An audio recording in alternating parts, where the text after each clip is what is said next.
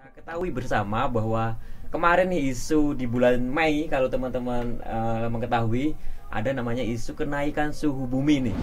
Penyebabnya adalah gas rumah kaca. Gas rumah kaca itu adalah gas-gas yang menyerap sinar panas. Tiga gas ini ada secara alami, namun dengan adanya kegiatan industri, kegiatan manusia yang semakin intensif dari tahun ke tahun, maka tingkat atau intensitas dari gas-gas rumah kaca yang saya sebutkan tadi itu semakin meningkat. Nah,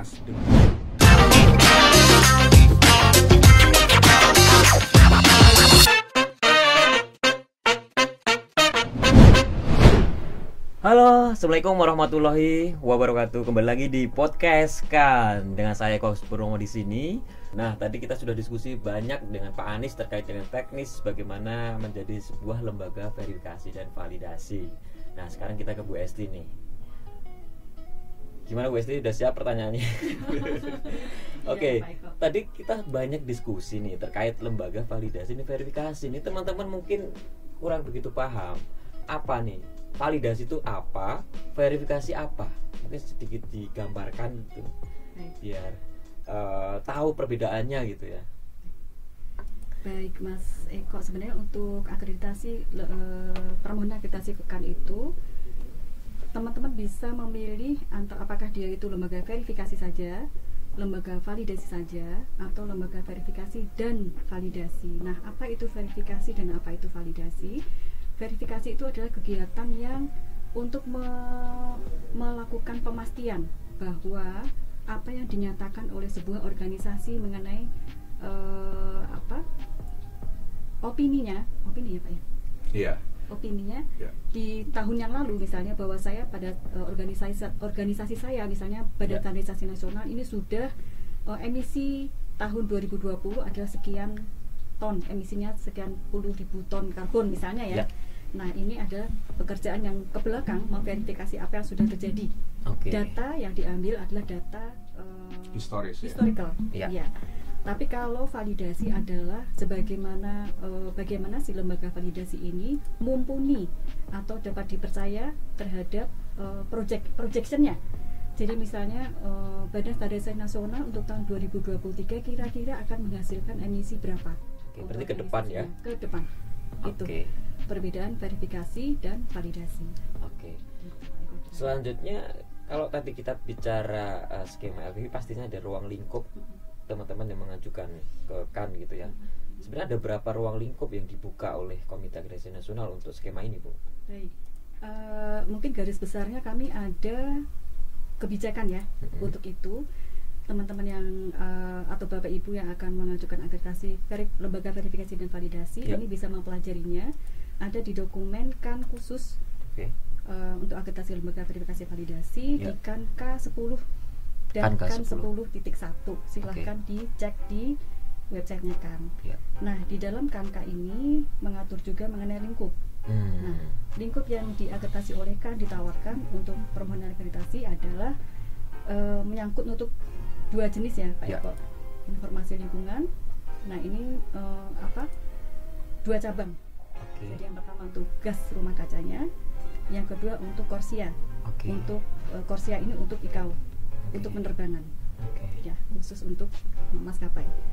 Kemudian kalau yang GRK ini kita base-nya adalah kegiatan. Jadi ada dua jenis kegiatan, yang pertama verifikasi, yang kedua validasi. Kemudian dari verifikasi kita bagi lagi ke levelnya organisasi dan project. Nah, dari dua level tersebut kemudian kita kategorikan pada sektornya masing-masing. Nah, ini ada banyak sektor tergantung kebutuhan ya. Ya, betul. Dan itu nantinya juga akan mempengaruhi terhadap kompetensi juga Pak Anies ya. Betul. Terhadap Betul. ruang lingkup tadi ya. Betul. Jadi belum tentu seorang verifikator itu juga akan merangkap seorang validator. Karena kompetensinya berbeda. Nah, satu lagi mungkin tambahan ke BSD, persyaratan kompetensi ini khusus ada standarnya untuk GRK 14.066 dan itu merupakan standar akreditasi juga. Jadi itu standar verifikator validator untuk lembaga verifikasi atau validator. Baik. Jadi kalau misalkan tadi kita bicara jual beli, kemudian ada lembaga pihak ketiga di mana kan mensupport, memastikan bahwa lembaga ketiga ini kredibel, independen gitu ya. Nah, dari sisi pengguna, apakah ada kewajiban dalam sisi pengguna, dalam arti perusahaan gitu ya, yang akan mendeklar menggunakan jasa mereka pihak ketiga ini, apakah harus terakreditasikan atau seperti apa Pak Anies? Ya, sebenarnya sama dengan skema sertifikasi yang lain. Ini juga saya sih berpesan saja, pilihlah lembaga penilai atau lembaga verifikasi validasi yang terakreditasi. Ya, sebaiknya memang kalau kegiatan Bapak dan Ibu Indonesia maka terakreditasinya oleh KAN ya. Karena banyak, saya sering juga menerima informasi ada perusahaan yang sudah diverifikasi gas rumah kaca. Waktu saya cek siapa nih LVV-nya, ternyata maaf abal-abal gitu ya. Saya cek kepada websitenya dan sebagainya, tidak.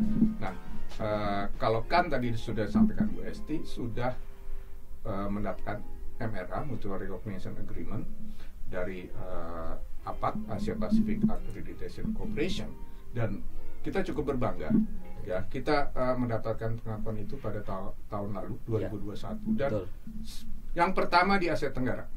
Oke, luar biasa. Di ASEAN ya. Di ASEAN ya. Dan nomor 7 di Asia Pasifik. Yang ke-7 di Asia. Yang ke-7 di Asia dan yang pertama di ASEAN.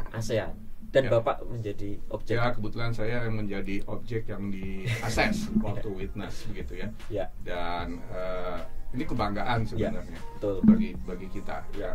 Kita jauh lebih advance di negara ASEAN.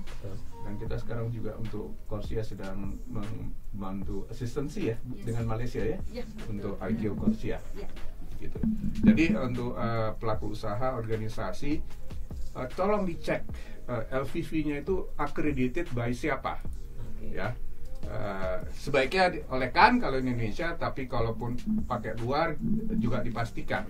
Jadi cek kepada lembaga akreditasinya, karena gas rumah kaca ini sekarang lagi menjadi paling seksi nih, isu seksi. Semua ingin memberikan statement telah mengurangi emisi atau telah komit terhadap penurunan emisi.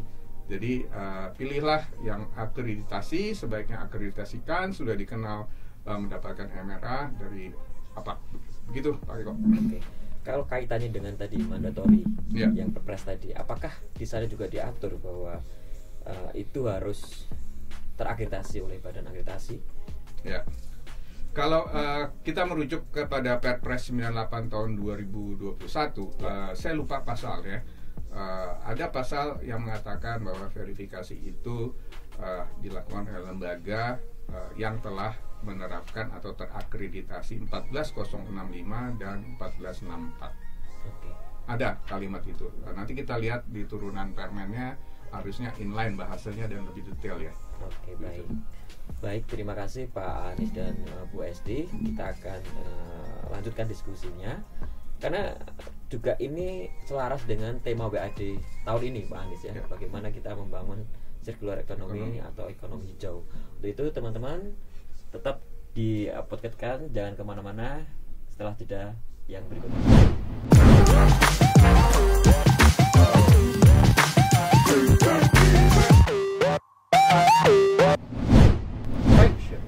Oke, kembali lagi podcast kan. Nah teman-teman, udah jeda, udah istirahat, kita lanjut lagi nih.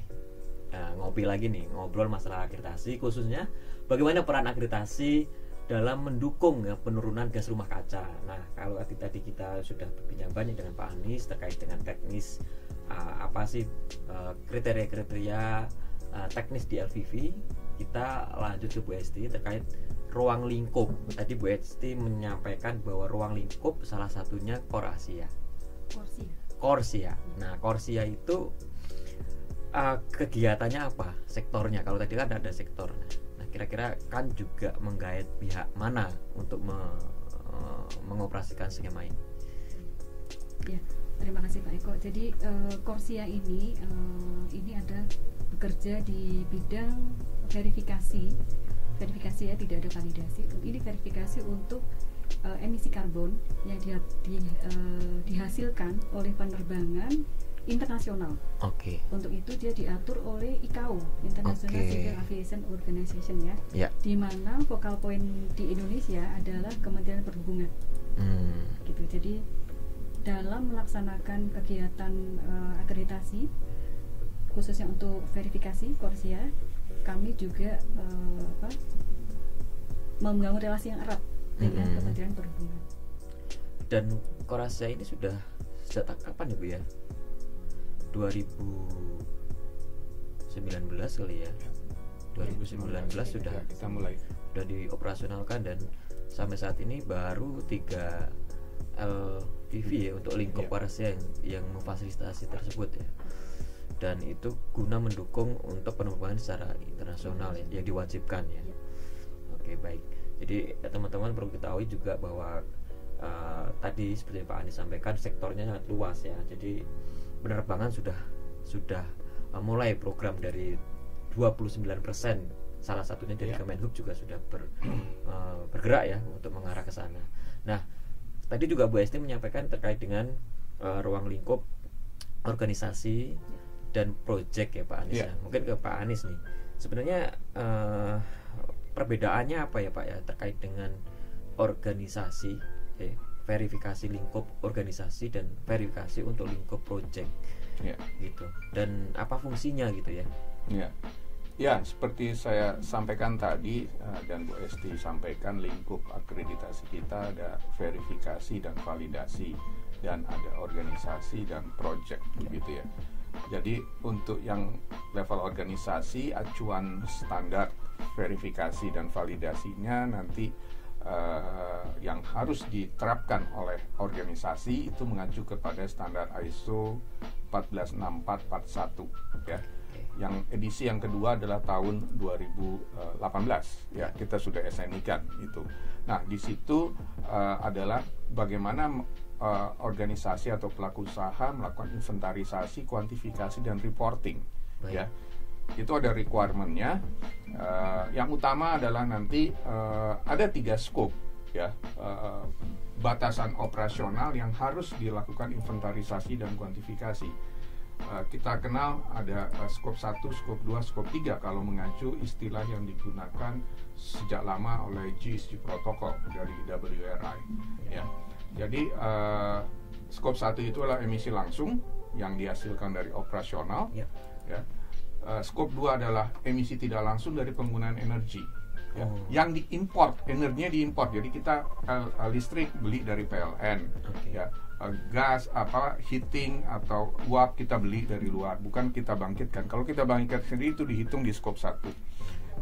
Dan yang terakhir scope 3. Scope 3 ini adalah emisi tidak langsung, baik dari upstream, tadi di awal saya sudah cerita mengenai asal usul ekstraksi material, ataupun setelah produk jasa kita hasilkan itu downstreamnya. Jadi di masalah distribusi, kemudian dikonsumsi oleh end user, digunakan oleh end user, atau end of life setelah tidak digunakan, bagaimana emisi kalau dia dibuang ya.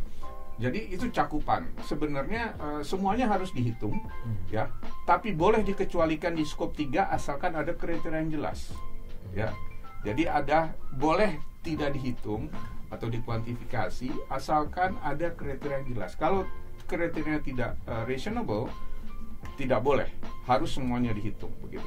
Jadi itu yang untuk organisasi. Sedangkan yang project lebih kepada nanti tujuannya adalah menghasilkan karbon kredit sebenarnya. Misalkan saya ingin membangun pembangkit listrik tenaga air atau mini hidro ya. Padahal konvensional pembangkitan sekarang masih menggunakan fossil fuel ya. Jadi selisihnya itu nanti bisa diklaim sebagai karbon kredit ya, atau carbon offset, karena ada baseline yang digunakan masih business as usual sekarang apa begitu ya. Atau kita ingin melakukan switching teknologi ya, atau kita menginstal solar PV ya, tenaga surya ya. Nanti dibandingkan dengan yang sebelumnya yang baseline business as usual sekarang apa. Jadi itu yang kategori project. Memang kalau yang kategori project itu mengacu pada SNI ISO 146442. Tapi harus dapat juga menggunakan kalau tujuannya nanti karbon kreditnya ingin dijual, ya dijual, maka harus mengikuti satu program GHG tertentu, ya, yang mengatur lebih detail requirement baik mengenai apakah harus menghitung leakage atau secondary effect-nya, atau juga berapa nanti dalam verifikasinya materiality-nya atau sifat permanennya. Itu ada beberapa istilah teknis ya. Jadi kalau untuk tujuan karbon kreditnya itu ingin dijual, itu harus ikut GHG program lain, ya, apakah Verra atau Gold Standard atau yang lain, karena aturan detailnya ada di mereka. Ya, sepertinya perlu waktu khusus tuh Pak untuk yang membahas GHG program itu ya. Nanti kita undang Bapak lagi. Nah, tadi Pak Anies juga menyampaikan gitu ya, bahwa pilihlah lembaga verifikasi dan validasi yang terakreditasi. Nah, kira-kira nih Bu Esti, bagi teman-teman nih perusahaan ataupun organisasi yang ingin menerapkan atau menggunakan jasa, dari sisi kan itu bisa diakses gimana nih Bu?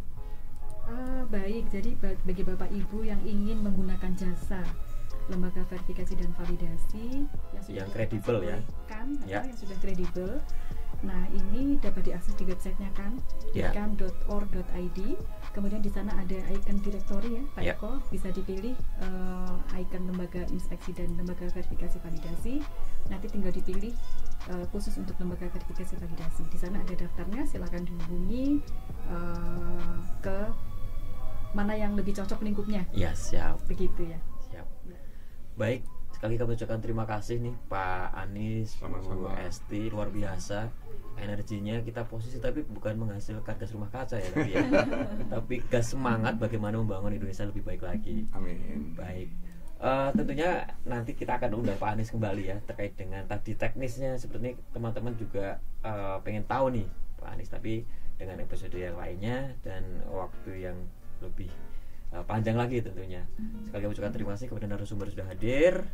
Baik, rekan, itu diskusi kita pada hari ini. Mudah-mudahan apa yang kita angkat, bagaimana peran akreditasi membangun dan mengurangi emisi gas rumah kaca ini dapat terwujud guna membangun Indonesia lebih baik. Saya Eko Purmo undur diri. Assalamualaikum warahmatullahi wabarakatuh. Waalaikumsalam warahmatullahi wabarakatuh. Ya. Ya.